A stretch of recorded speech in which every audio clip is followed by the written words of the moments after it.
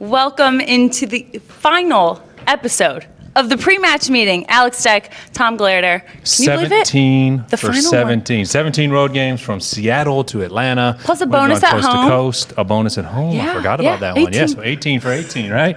Successfully have survived. We did poolside in Los Angeles, of course. I think that was one of my favorites. But we've been on rooftops in Denver. We've seen everybody, right? We've cycled through, and just for fun, why not have two guests here in our final I one? like it. Yeah.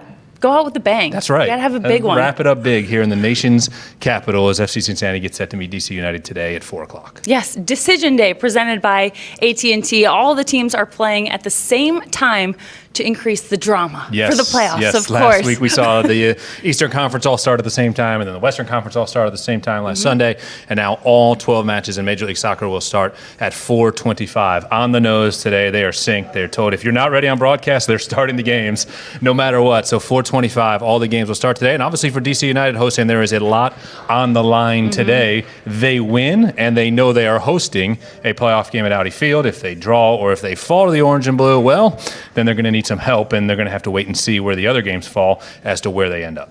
Absolutely. And the guy with all the information on DC United, Pablo Maurer, is going to join us from The Athletic coming up in the next segment. And we also have a guest that you're more familiar with than me, but I've met him. I know him. Yes. Andrew Wiedemann, a legend from his 2 years playing with FC Cincinnati, certainly a fan favorite while he was playing in the Queen City as he wrapped up his playing career. He is here in DC. He is now an agent and lives in the nation's capital, so he will join us live. All right, well, we're going to hear from those guys in the next couple segments. We'll bring them on one at a time. So coming up next is Pablo. Stay with us.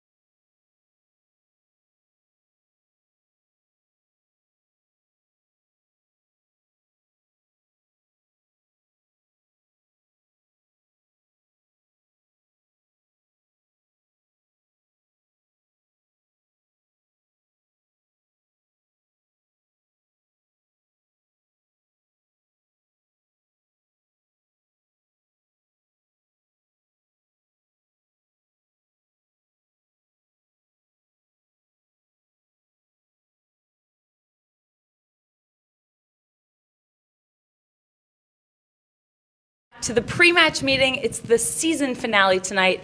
FC Cincinnati facing DC United. Tommy G, Alex Steck, and now joining us, our expert on DC United, Pablo Maurer. You write for The Athletic. You also work for the Washington City paper, the DCS. Nat Geo, you're all over the place. Yeah, I got to cobble together a living somehow. So, yeah. Taking pictures, writing, I mean, you do it all. Sure, yeah.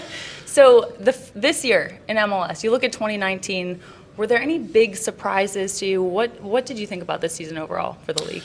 I guess when I look around, I mean, the biggest surprises to me are Minnesota and now in the second half of the year, Colorado. Both teams that, Minnesota I had pegged as a last place team. I think I'm hardly the only one who had them pegged to finish in the bottom of the table. And I think Adrian Heath has really sort of come into his own, and with really a sort of a limited arsenal, he's put together a pretty good team. Colorado, same thing. I mean, I think obviously with the coaching change and whatnot, it's been a breath of fresh air to see them not lose every single game, Right. And then Probably the LA Galaxy too. I mean, I just sort of expected, when you look at their roster, for them to light things on fire, but really they've been a bit of a one-man show. They have improved, obviously, with Pavone and some other pieces, but that to me was another team that I expected to be a top-tier team that is sort of just barely kind of squeaking in the playoffs right now. Pablo, when you look at what's coming up, starting in 2 weeks, decision day today, then we'll have all the seats for this new format in Major League Soccer. There are no more legs. Everything is one game. So there will be probably some upsets along the way. There will be days when a higher-seeded team has a bad night and are eliminated. Obviously, there's the favorites right now. New York City comes in red hot. LAFC is red hot going in. Who's a team or two that you think could pull off a couple upsets and maybe be in a conference final or an MLS Cup final and surprise folks? I've watched Philly all year. Yeah. I still think they're a team that's really well equipped to make a run in the playoffs. I mean, they're starting to sort of teams are figuring them out a little bit. The way they play, the pressing, the overloads, that sort of stuff. Teams, I think, have finally figured El Seno out somehow. But I still think they have a great chance. They're a well-coached, well-drilled team. They have a lot of momentum. There's actually some real excitement in the stadium. In Chester, at least, for the first time in a while. So it's I definitely have my eyes on them. I've been watching them for a while, and I'm interested to see what they can do in the playoffs. So the league's continuing to expand, keeps adding teams, but FCC entered MLS this year. Kind of a rocky first season, but want to get your thoughts just from your perspective from afar. What did you see? Yeah, I mean, it's certainly been difficult to watch at times. There's no way around that. I always tell people, one of my first full-time kind of writing gigs was covering DC United in 2013, and they were, pretty historically bad team. It can be rough, obviously, but I always also tell people, if you look at DC the next year, with really not a ton of turnover, they were able to qualify for the playoffs. It's sort of the nature of MLS. So, with Cincinnati, I mean, I think certainly you'll see some changes this offseason, obviously, and I just sort of really, at this point, I'm looking forward to next year, see what you guys do. I think some folks back in the Queen City maybe Yeah. as well, but they have an opportunity to finish strong tonight, obviously against the DC United team. And, Sure. and I mentioned it off the top. DC United needs a result. They Yep. got to get a win. If they win, they know they're back at Audi Field in 2 weeks. And when you look at this whole season and where they stand, there's been ups and downs, some highs and some lows. And obviously everybody knows that Rooney's leaving now after the season. How do you evaluate 2019 for DC? Yeah, I mean, it's been a crazy year for them. I definitely expected a little more out of them after the gate, after the way they finished last year. Right. Not necessarily in the playoffs, but they sort of, again, lit the world on fire the second half of the year and then petered out. But, it's been interesting between sort of Luciano Costa's failed transfer, Wayne Rooney, obviously unexpectedly in the middle of the year, announcing that he's going to be gone at the end of the year. It's been interesting to watch. They certainly had like basically a 3-month-long lull in the middle of this year, but they seem to have obviously come back. They're winners of 3 straight. They haven't allowed a goal in 3 games. I'm still not entirely convinced, though, that they're like sort of the total package. They're still struggling offensively. One of those wins was against a Seattle team that was missing Nico Lodero and had played midweek.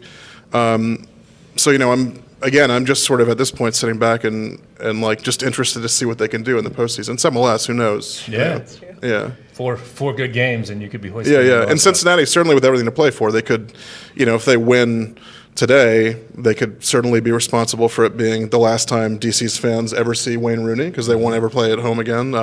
There's definitely like a spoiler element here that Right. they could take advantage of.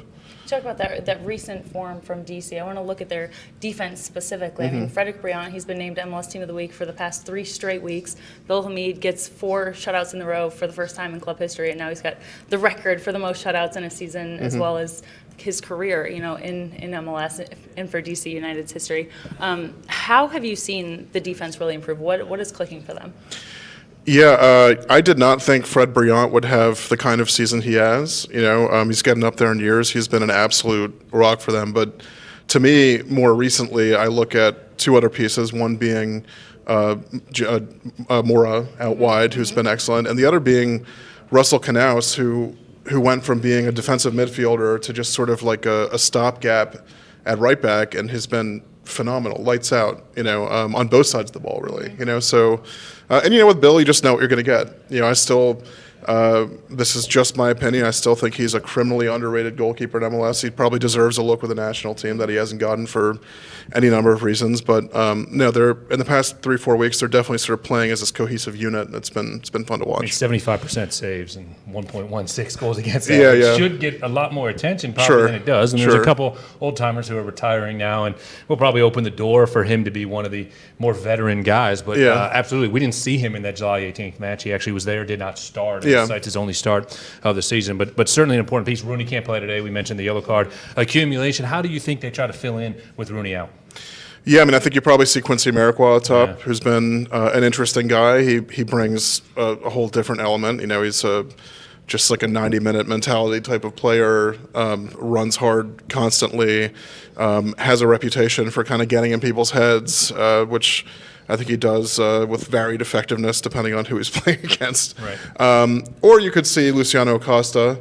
You know, as an attacker, obviously he's struggled to get on the pitch recently, but that would be another option. Yeah, and Lucas Rodriguez, obviously, Cincinnati remembers him from the first meeting. He had a brace, had an assist, was able to find space between the lines and exploit that against Cincinnati. The second 2 goals, I think, were counterattacks, taking advantage of that. Do you see a similar playing style from them today against Cincinnati? Yeah, I think DC is pretty. I don't want to say one-dimensional, but they've had a similar look for most of the year. I think Rodriguez has really. He had a slow start along with a lot of other pieces for DC United, but I think he's really come into his own recently. And certainly the way he was sort of able to slip between lines and stuff in the first matchup against Cincinnati. I mean, I'm sure he'll look to exploit that again. As we look at the playoffs, we talked about it at the top of the segment. Am I wrong to root for an MLS Cup final at Bank of California Stadium? Because I think the atmosphere would be. No, I think it'd be great. I mean, I have no emotional attachments. Yeah, I don't root for any team, but because I'm just sort of rooting for chaos.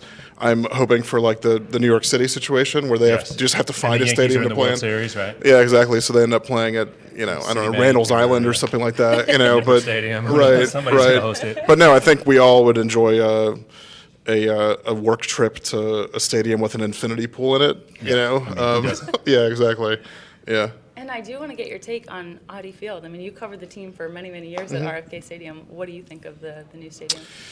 I think it's a mixed bag. It's undeniably better than RFK Stadium, but that is not saying a lot. There are no asbestos in it that I can, that I know of. It's great. It's got great sight lines, great location. It's a little bit of a disappointment, I think, when you look at some of the other newer stadiums like Bank of California or Minnesota Stadium was Allianz Field. Yeah. Fully enclosed, sort of like temples. DC is a little bit more kind of wide open and maybe bare bones, but bottom line is Not RFK. It's not, and it's a miracle it got built in this town, So I think there's plenty of DC United fans that to them that's paramount over everything is that it exists, So yeah. Well, we're looking forward to seeing it for the first Absolutely. time. Tom Yeah, and I yeah. are getting our first experience there. But Pablo Maurer, thank you so much for joining us. We really appreciate it. And we'll see how tonight plays out. FC Cincinnati taking on DC United on Decision Day. It's the season finale. When we come back, Andrew Wiedemann is going to join us.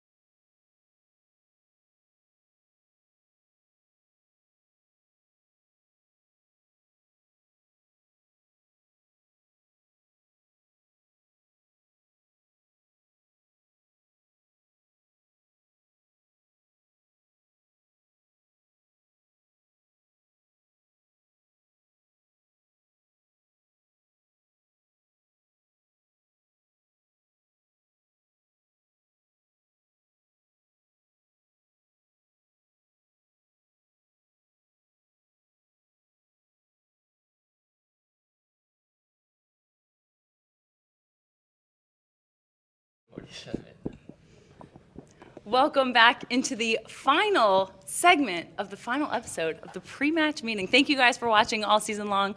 Tonight is the season finale. FC Cincinnati taking on DC United.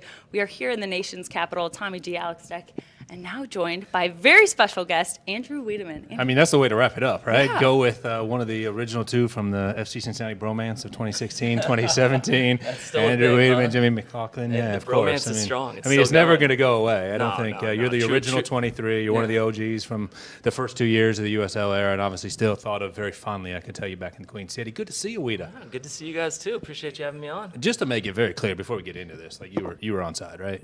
Oh, 100%. Yeah, okay, cool. Because like literally, you put out any tweet and mention Andrew Wiedemann, like it doesn't. It could be anything. Like congratulations to Andrew Wiedemann for getting married this weekend, or congratulations, I'm moving to DC and starting a job, and you'll get a list of replies that Weeda was on side. Yep, 100%. Okay, just confirming. Yeah, I think so. All right, but cool. it worked. I mean, It worked out well. Any everything in- excuse to take your shirt off, right? Yeah, exactly. Right. Yeah, no doubt about it. So Tommy's already touched on some of those life milestones. I mean, it's been a busy span for you, but you also got your degree at Cal Berkeley. I have to ask you, while he's here, Luke Sassano, who was your favorite teammate at Cal in your time there? Well, that's a loaded question with him staring at He's me. not okay, even. he's He's not not paying even listening attention. right He's not now. paying Luke attention. Sassano, I guess. Okay. Second favorite. Steve Birnbaum. Okay. Yeah, Good answer. DC United. Yeah, There you go. we live together, so it's nice now being out here and having a friendly face. That's good. That's good. But yeah, all the transition that you've been through, obviously since stepping aside now about 2 years ago, following the 2017 season, but you go back to Cal, so you were a college student for a little bit there again at a later stage in life, and then you turn around and look, you get married, had an epic wedding, honeymoon, all of that, and move out to DC. Have you stopped moving since retiring? No, I don't think so. I actually got married on a Saturday and then started school on a Tuesday. And ever since then, it's just been nonstop, go. So stopped playing, hoping that I'd be able to plant roots. And then, of course, take a job 3,000 miles away. So. How closely have you been able to follow FCC throughout the season? Yeah, a lot. I mean, having played for the club, they always, have a good spot in my heart. So I've been able to follow them quite a bit and keep tabs.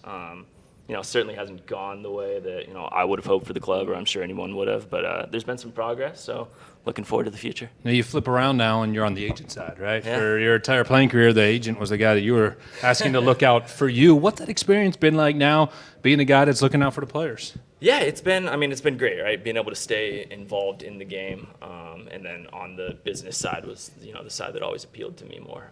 But it's been great. Things have certainly changed from when I was going through the professional aspiration process. It used to be that, if you're a good player, you go to a college, you get your education, and then you get drafted. The pathway has changed, right? To now where kids are having to make really big life decisions early on because they're having these professional opportunities, at 16, 17 years old, which is great for their development, but it's also, it's a big decision because you're choosing, the education piece or the athletic piece, which makes, the advice and the guidance, that much more important, I think. Do you think that that's affected the league at all when you see that, the guys that are coming in or the decisions that they have to face? Yeah, but I mean, it's been great for the league, right? Because there's so much investment in, the youth academies, and you're just developing better players. I mean, I go out and a lot of the stuff I do is focused on the academy players, those kids that are 16, 17, 18 years old. And I'll go out and, scout games, watch games, and the level is incredible.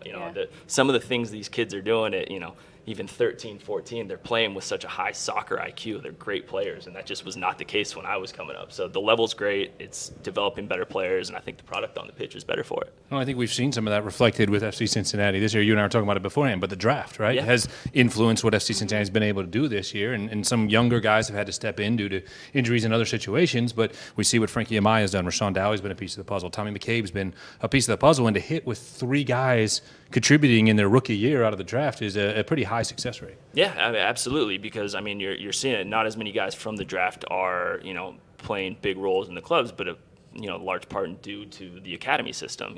Right. Most of the top guys have, a homegrown tag on them, so they don't go through the draft process. But, I mean, that was something that you guys knocked out of the park in terms of, doing your scouting and then hitting and having these guys be able to contribute. Well, it was Alex and I, in Chicago, who turned the I thought cards. so, the brains behind the yeah, sometimes operation, we yeah. didn't get to see the table, but sometimes you go, hey, you know what you should do here. I know who's pulling the strings. I got you, right. yeah. That's where we first met, Orlando. Yes. But yeah, it's the Right, combine. that's right, Yeah. absolutely. So I have to imagine there's a lot more research out there, a lot more opportunity for you to, technology, see statistics, everything anything like that on guys. But what does the offseason consist of? How much are you going around watching players and? I mean, I just follow Pablo on Twitter, so anybody he writes about, I'm like, all right, I got to get in on them. So that's where I get my leads. But no, a lot of it is just kind of, being on the ground, going to these different tournaments. So, for instance, next week I'm going to Philadelphia. They're hosting a GA Cup tournament. So there'll be, I think, 6 academies there. It's 3 days of games.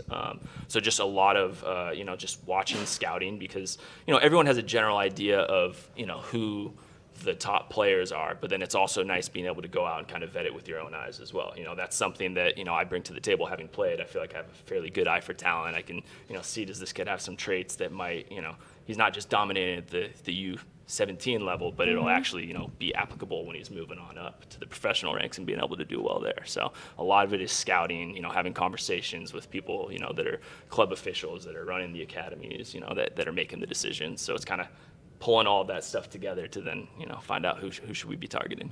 You had 2 great years, obviously, playing in Cincinnati to wrap up your playing career. When you look back on those 2 years in Orange and Blue, what are the memories that you think of? I mean, I loved my time there, and it's super cliche, but the fans there were incredible. I mean, I've said it a bunch before, but Cincinnati, it wasn't a club that MLS said, all right, we got to be there. It happened organically, and in Cincinnati, the fans, the support, that's what got this club into MLS. So that's something that will, that'll always have a place in my heart. I mean, going out, you're playing at the USL level, and you're getting 25,000 fans. Like, that doesn't happen just everywhere. No, very, very, very rare. It doesn't happen a lot of Major League Soccer Right. stadiums, Yeah, and absolutely. happens at a regular clip in the Queen City. So Pirates of the Caribbean, you a fan of that movie?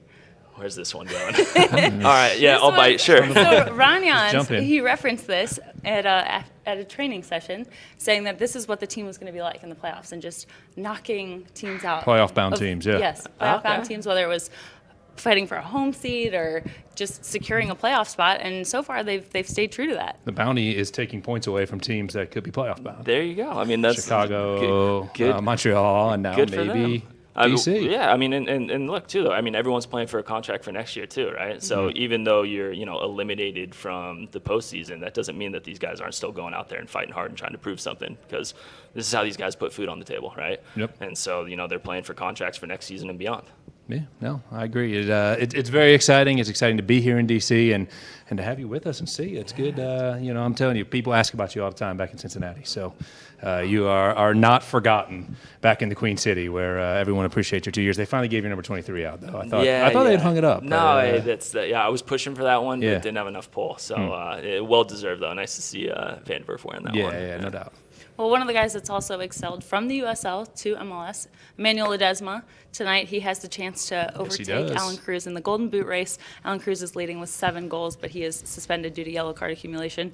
Wayne Rooney obviously suspended as well. Just a couple notes about tonight's match. Yeah, absolutely. Again, 4 o'clock will be on the air. 4:25 is kickoff tonight as they sync all 12 matches for Decision Day presented by AT&T. So it's exciting. It's been fun this year, Alex, to go through with it, and no better way to wrap it up than with Andrew Wiedemann. Save the best for last, right? Yeah, I appreciate it, guys. Can't argue with that. You going to be at the game? I will, yeah, absolutely. Great. All right. Well, we'll see you there. Thank you so much for joining us. Thank you guys for watching all season long, and we'll see you later from Audi Field.